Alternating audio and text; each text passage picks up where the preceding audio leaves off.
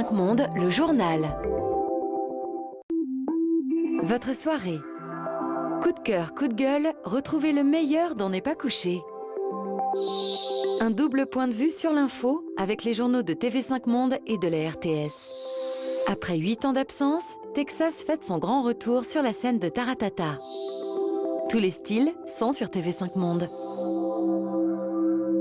Des mondes. Des mondes. TV5 Monde. TV5 Monde. TV5 Monde.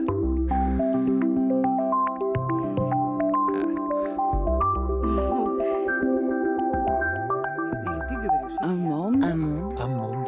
TV5 Mon monde. Monde.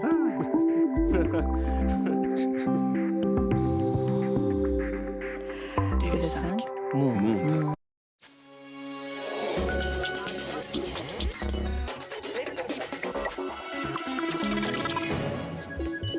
Nouveau point sur l'actualité, merci de nous rejoindre sur TV5 Monde. À la une en Égypte, la tension est toujours à son comble.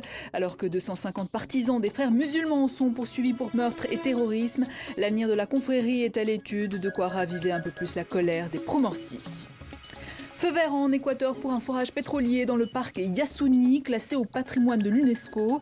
Des puits de pétrole en plein cœur de l'Amazonie, un coup dur pour l'environnement et les Amérindiens. Le président équatorien dit n'avoir eu d'autres choix. Et puis Usain Bolt vole de victoire en victoire sans trop forcer. Le Jamaïcain s'est offert le doublé en remportant le titre de champion du monde du 200 mètres. 6 jours après celui du 100 mètres, il conserve ainsi son titre mais ne bat pas son record du monde. Dissoudre les frères musulmans, une éventualité qui serait à l'étude, annonce du Premier ministre égyptien de transition qui risque d'attiser encore un peu plus la colère de la confrérie, alors qu'au Caire, la situation est toujours chaotique avec ce nouveau point de cristallisation, l'évacuation des pro-Morsi de la mosquée Al-Fateh par les forces de sécurité. Grégory Fontana. Fin de l'opération, le rapport de force a finalement tourné à l'avantage des policiers. La mosquée est maintenant sous contrôle. La foule, réunie à l'extérieur, salue le travail des forces de sécurité. 24 heures de siège, autant d'heures durant lesquelles les policiers ont joué sur 2 tableaux. Les négociations, puis le coup de force, sans le moindre ménagement. L'objectif était d'atteindre la salle des prières où s'étaient retranchés les partisans de Mohamed Morsi. Juste avant l'ultime assaut, certains acceptaient de se rendre. Une fois dehors, une foule de résidents en colère les attendait, barres de fer et bâtons en main, au cri de « ce sont tous des terroristes ». La police tire en l'air pour écarter la foule. Tout s'est précipité dans l'après-midi, des coups de feu tirés depuis le minaret de la mosquée provoquent scène de panique et riposte des policiers et militaires. Tension extrême. Et au même moment, loin de cette agitation, au cœur du pouvoir, on évoque l'avenir des frères musulmans. Nous devons trouver une façon légale de dissoudre l'organisation des frères musulmans. Le projet est actuellement à l'étude. Autrement dit, un possible retour à la clandestinité pour la confrérie. À l'intérieur de la mosquée se trouvaient d'importants responsables des frères musulmans. Leur arrestation viendra grossir les rangs des plus de 1000 personnes déjà interpellées vendredi. En attendant, le couvre-feu est de nouveau en vigueur dans la majorité du pays. Et c'est dans ce contexte que le procès de l'ancien président égyptien Hosni Moubarak a été ajourné au 25 août après une brève audience ce matin. Il est poursuivi pour complicité dans le meurtre de manifestants. Seulement 1% du parc Yasuni sera touché par l'exploitation d'un gisement de pétrole, assure le président équatorien Rafael Correa, un argument insuffisant pour les Amérindiens. Faute d'avoir reçu assez d'argent de la communauté internationale, l'Équateur préfère miser sur la production de l'or noir plutôt que sur la préservation de l'une des réserves de biodiversité les plus exceptionnelles au monde. Anne Verdaguet. C'est un vrai coup dur pour tous les défenseurs de l'environnement. Le projet d'exploitation pétrolière dans cette importante réserve écologique d'Amazonie risque de mettre à mal un écosystème déjà fragilisé. L'Équateur s'était pourtant engagé à ne pas toucher à cette région qui abrite plus de 20% des réserves brutes du pays et avait demandé une compensation de la communauté internationale. Malgré les engagements pris par l'ONU, seuls 0,37% des fonds ont été versés au pays. Le président équatorien s'est donc résolu à demander l'autorisation de débuter le forage. C'est avec une grande tristesse, mais aussi une responsabilité absolue vis-à-vis de notre histoire et de notre peuple que j'ai pris la plus difficile décision de toute ma carrière politique. Cette extraction nous touchera, écoutez-moi bien, peuple équatorien, et tout particulièrement la jeunesse qui m'est chère, cette extraction ne touchera que 1% du parc Yasuni. La principale organisation indigène d'Équateur demande une consultation populaire sur l'extraction du pétrole, expliquant qu'elle mettra en danger la vie des peuples d'Amazonie, mais aussi la faune et la flore. Le parc recèle actuellement 1/10 des espèces de la planète, mais aussi des réserves de pétrole estimées à 920 millions de barils. C'est à présent au Congrès équatorien de trancher. L'île aux fleurs en flammes au Portugal. Voilà plus de 24 heures qu'un important incendie touche Madère. Plusieurs maisons sont parties en fumée. Quant aux patients d'un hôpital, ils ont dû être évacués à titre préventif. Près de 500 pompiers sont mobilisés. Esmeralda Labi. Des feux de forêt, de broussailles. Depuis 3 jours, le Portugal déploie ses lance-incendies. Les pompiers sont en nombre, 500 dans tout le pays et sur l'île de Madère. Ici, les hommes du feu ont bien du mal à éviter la propagation des flammes. Plusieurs habitations ont été détruites et les habitants sont priés d'évacuer. Les pompiers doivent aller sur ce chemin-là. Il y a des maisons là-bas. On doit évacuer la zone. Une explosion de gaz s'est produite. Les gens sont réticents à quitter leur maison, mais nous sommes parvenus à évacuer 4 personnes âgées. Dans la précipitation et le stress, ces habitants reçoivent un peu d'eau. Ils ont à peine le temps de se désaltérer qu'il faut partir. Un hôpital a même été fermé. Les fumées devenaient trop dangereuses pour la santé des patients. Je n'ai rien pris, juste les vêtements que je porte. Sur le territoire continental, c'est surtout au nord et au centre du pays que les incendies sont les plus forts. Et cela dure depuis 3 jours. 3 jours de lutte acharnée pour les pompiers et autres canadaires. D'après le dernier rapport de l'Institut de conservation de la nature et des forêts, près de 17 000 hectares sont partis en fumée depuis le début de l'année. Tout un déploiement policier, un battage médiatique pour rien en France. Depuis jeudi, les gendarmes tentaient de retrouver 4 touristes disparus. Ils étaient partis se promener en canoë dans les Alpes de Haute-Provence. L'embarcation avait été retrouvée vide et ils étaient en réalité tout simplement rentrés chez eux. Sandrine Ramon. Des plongeurs, une 50aine de gendarmes, un hélicoptère, un sonar pour explorer le lac de Sainte-Croix. Les moyens déployés étaient à la hauteur de l'inquiétude. Pendant ce temps, les disparus étaient de retour chez eux, à Castellane, dans les Alpes de Haute-Provence. D'entre vous qui repartent en travers sur le petit chemin qui remonte. Nous avons pu identifier 2 couples d'amis qui ont effectivement loué l'embarcation, qui ont remonté les gorges du Verdon, donc ils ont chaviré, ils ont déposé l'embarcation et bon, ils ont pris la piste et ils sont rentrés chez eux. Les disparus étaient en réalité 2 couples d'une quarantaine d'années et non une famille avec enfants comme on le pensait. Dénouement heureux mais attitude désinvolte car les occupants du canoë ont laissé leur embarcation à l'abandon après un souci de navigation, emportant avec eux pagaies et gilets de sauvetage. Un scénario pressenti dès ce matin par le loueur du canoë. Ne pas retrouver au moins un indice, ça me paraît complètement absurde.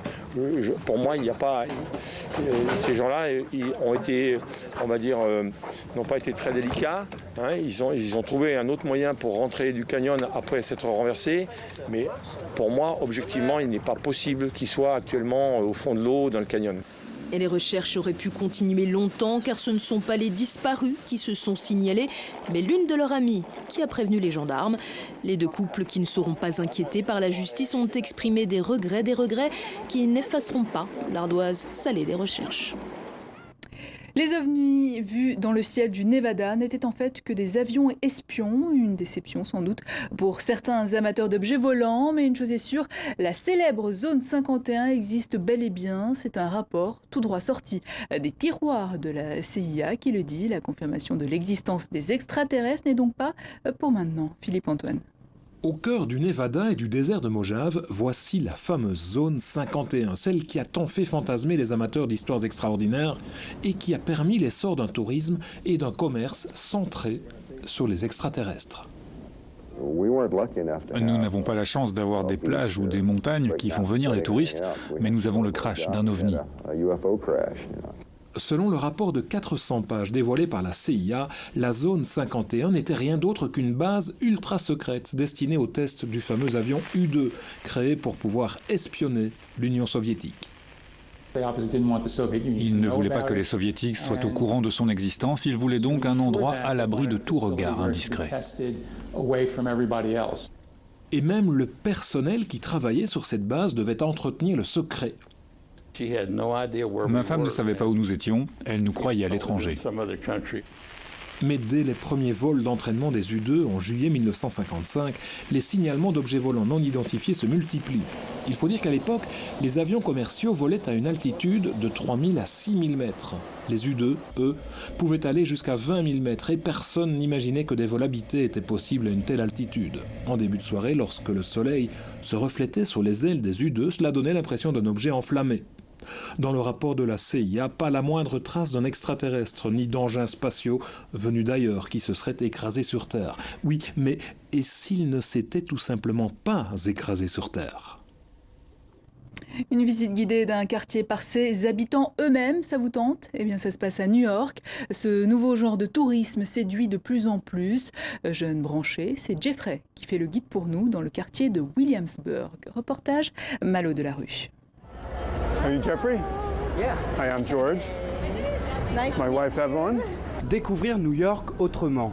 C'est ce qu'ont décidé de faire George et Evelyn en ce dimanche d'août. Plutôt que de gravir l'Empire State Building ou de visiter la Statue de la Liberté, ce couple de touristes américains a voulu explorer Williamsburg, le quartier branché de Brooklyn.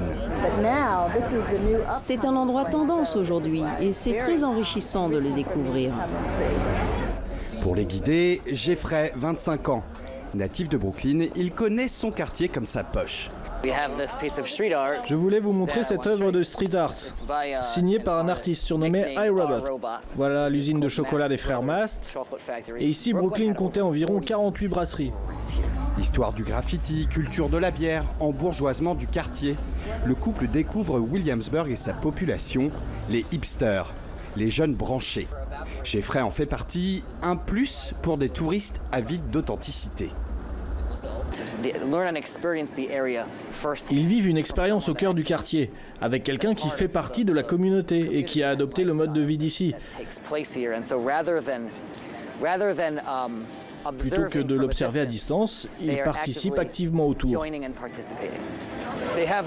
Ici, ils font des fêtes l'après-midi sur les toits, comme en ce moment. Un dimanche après-midi, c'est trop tôt, on ne peut pas faire ce genre de choses en journée. Fin du parcours au bord de l'East River, avec une vue imprenable sur Manhattan. Evelyn et George sont conquis par le paysage et leur guide personnalisé. Les guides touristiques classiques sont obligés d'aborder certains points d'une certaine manière. Ils sont limités dans le temps. Jeff, lui, est plus flexible. C'est aussi ce que j'ai aimé, sa flexibilité. À New York, ce tourisme de proximité est en plein boom. Comme Jeffrey, 150 locaux proposent leur service aux vacanciers. Ils sont venus des quatre coins du monde pour le rendez-vous incontournable des professionnels du cheval.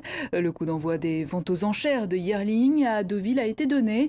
Pendant 4 jours, 400 pur sang seront proposés pour une valeur pouvant aller jusqu'à plusieurs centaines de milliers d'euros. Jocelyn Debro. Elle n'est encore qu'un numéro, le 33. Mais les regards de tous les spécialistes sont déjà portés sur elle. Cette pouliche vaut de l'or et pourrait bientôt se faire un nom. Son propriétaire, c'est lui. Céline, je veux m'en occuper, tu sors Quatch, s'il te plaît. Aujourd'hui, il joue gros. Ces poulains pourraient lui rapporter plusieurs millions d'euros. Et le numéro 33 à la cote. Physiquement, elle est très belle, elle se déplace très bien. Elle réunit à peu près tous les critères pour espérer avoir une bonne jument de course et puis une valeur résiduelle en tant que poulinière pour créer un élevage. Vous pensez en obtenir plus d'1 million d'euros? Non, c'est difficile de s'exprimer sur les tarifs. On espère la vendre plus de 500 000 euros. Ouais. Pour ces chevaux d'à peine 1 an, ils sont venus d'Angleterre, des Émirats arabes unis et même d'Australie. Parmi ces passionnés aux moyens colossaux, il y a Paul Fudge, arrivé tout juste de Sydney pour faire du numéro 33 la vedette de son écurie. Elle a une vraie présence, elle marche très bien, avec une classe folle. Elle devrait dépasser le 1 million d'euros et j'aurai mon mot à dire. Mais derrière ces cadors du galop, il y a des ventes plus modestes. Au total, 400 chevaux devraient trouver preneur pendant les yearlings. La majorité d'entre eux sont français et font vivre des milliers de foyers. Il y a une véritable économie, une économie agricole qui en termes d'emplois directs et indirects concernant toute l'industrie des courses, de l'élevage et de l'équitation qui en découle et qui représente environ 70 000 emplois. Donc les journées d'aujourd'hui sont très importantes? Elles sont importantes pour ce que l'on appelle une filière. 360, 360 000. Une filière nationale qui vibre depuis la fin du 19e siècle au rythme des enchères de Deauville. Bien vu, c'est fini, on adjuge. Différentes époques, différentes monnaies, mais une même adrénaline quand se présente le Cador. Aujourd'hui, il porte le numéro 33. L'enchère dure moins de 3 minutes. Ça a été très rapide, il y avait 2 acheteurs, un Qatari contre l'Irlandais, et l'Irlandais l'a acheté pour 1 million. Je pense qu'il a fait une belle affaire. Une belle affaire, seulement si elle confirme tout son potentiel. Ses premières courses auront lieu dès l'année prochaine. Et puis en Afrique du Sud, Oscar Pistorius sera jugé en mars. C'est ce qu'a annoncé son avocat. Le champion handisport est accusé du meurtre de sa compagne le 14 février. Ses avocats plaident la thèse de l'accident. Oscar Pistorius reste donc en liberté sous caution. 27 ans dans 3 jours, mais il vieillit, dit-il. Difficile donc pour Usain Bolt de battre ses records du monde. En attendant, la légende jamaïcaine s'offre un 3e titre mondial sur le 200 mètres à Moscou, et ce, toujours sans forcer. Mathieu Méranville. Ça plane pour Usain Bolt, vainqueur du 200 mètres. Saison après saison, ses rivaux rajeunissent. Adam Gemili, champion d'Europe espoir du 100 mètres, Joe Bodwana, le Sud-Africain nouveau venu sur la piste, ou enfin Warren Ware, son jeune camarade d'entraînement. Mais Usain Bolt ne craint décidément personne. Autant dire que dans cette finale du 200 mètres, Bolt, couloir 4, n'a qu'un adversaire lui-même. Un départ rapide, la suite n'est qu'une formalité. Seul suspense, savoir qui l'accompagnera sur le podium. Et comme les Jamaïcains vont souvent par deux, Ware devance l'Américain Mitchell. 19,66 pour Bolt, un chrono loin de son record, mais tout de même exceptionnel. C'était quand même une bonne course. J'ai essayé de courir plus vite, bien sûr, mais j'ai senti que mes jambes se fatiguaient. Donc, je n'ai pas forcé parce que je n'ai pas voulu me blesser. Le grand Jamaïcain reste seul au monde après son titre sur 100 mètres. Il remporte aussi le 200 et s'attaquera demain au relais 4x100 avec l'équipe jamaïcaine, histoire de conclure ces mondiaux de Moscou dans une ambiance de fête. Lui n'est pas encore une légende, mais déjà une grande voix de la chanson francophone. Stromae sort un nouvel album, Racine Carrée. Au compteur, plus de 16 millions de vues sur Internet à ce jour pour son clip formidable. Et l'on comprend pourquoi. C'est Ivre qui l'a tourné, une simulation bien sûr, mais qui a l'air d'avoir bien pris. Jérémy Armand. Paris s'éveille, Stromae, lui, rayonne. On l'arrête dans la rue, il est dans toutes les têtes. Alors formidable. Je pourrais chanter formidable, mais là il n'y a pas trop de public. Moins de public que ce matin de mai. Dans sa ville de Bruxelles, Stromae débarque visiblement éméché. Formidable, oh, tu étais formidable, j'étais formidable. On le croit à la dérive. Nous étions formidables. Il vient en fait de piéger son monde. Un clip tourné en caméra cachée, vu 20 millions de fois sur Internet. D'autres prendraient la grosse tête, lui garde les pieds sur terre, refuse les étiquettes, résolument inclassable. Je pense que je préfère avoir tous ces ingrédients, prendre tout ce qui m'intéresse un peu partout, parce qu'il n'y a personne qui a le droit de se revendiquer comme hip-hop, comme branché, comme popu, comme... T'es rien du tout, tu fais juste de la musique, quoi. Où t'es, papa, où t'es? Où t'es, papa, où t'es? Stromae aime jouer le contre-pied, des rythmes enjoués, mais le propos est grave. Dans cette chanson, il déboulonne la figure paternelle et s'adresse à son père rwandais qu'il a peu connu. Dis-moi où es-tu caché, ça doit faire au moins 1000 fois que j'ai compté mes doigts. Certains lui ont trouvé un père spirituel en la personne de Jacques Brel. S'il était vivant, je pense que ça lui casserait bien les bonbons. D'être comparé à un petit gamin qui a son deuxième album, on ne sait même pas ce qu'il va devenir ou quoi. Seulement 2 albums et déjà un tube planétaire. En 2010, cet air sautillant est devenu numéro 1 dans 17 pays. Le jeune homme a fait bien du chemin. C'est l'artiste inespéré qui fait un consensus incroyable. C'est presque trop. Quand on pense qu'au début, on imaginait que c'était quelqu'un qui avait fait un tube et disparaître après. Maintenant, quand on lit les critiques, on a l'impression que c'est vraiment une espèce de génie des temps modernes. C'est vrai que c'est un très grand artiste. Qu'est-ce que vous avez tous ? Son album ne sort que lundi et ses concerts prévus pour novembre affichent déjà complet. Un artiste bien inspiré jusqu'au choix de son nom de scène.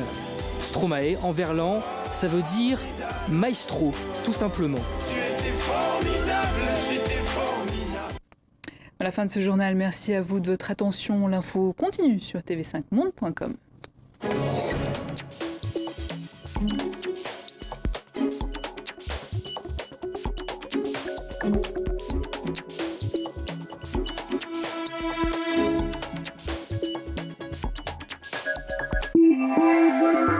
Tout de suite, la météo.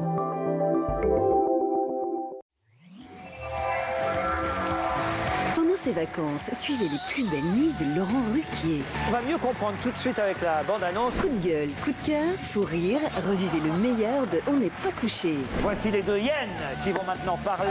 J'ai besoin qu'on mette en jeu des choses. Là, il n'y a rien. Il y avait une modestie qui n'est peut-être pas la vôtre ce soir.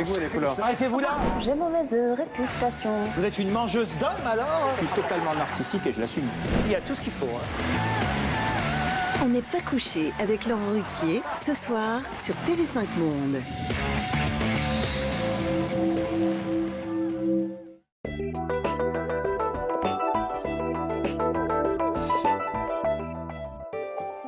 Lorsque les